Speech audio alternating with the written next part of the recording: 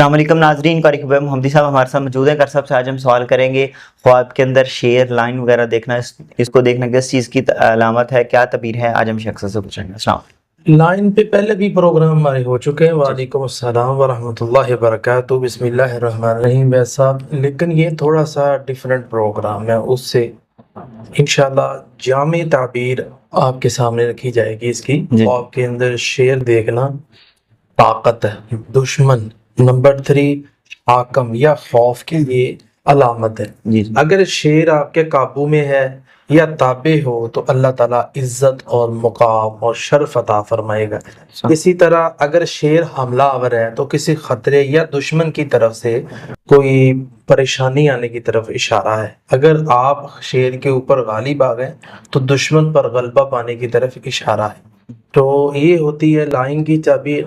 تو زیادہ تر ایسے خواب جادو کے پیشنٹ کو بھی آتے ہیں، یا ایسے شخص کو آتے ہیں جس پر لوگ حسد کرتے ہوں، بغض کرتے ہوں، جس کے ساتھ اس کو بھی ایسا خواب آتا ہے۔ تو اگر ایسے خواب آئیں تو خواب ضائع کر دینا چاہیے اور صدقہ کرنا چاہیے، حفاظتی اذکار کرنی چاہیے اور ریئل لائف میں حفاظتی تدبیر اختیار کرنی چاہیے۔ بہت شکریہ جی ناظرین، اگلے پروگرام میں پھر حاضر ہوں گے۔ اللہ حافظ۔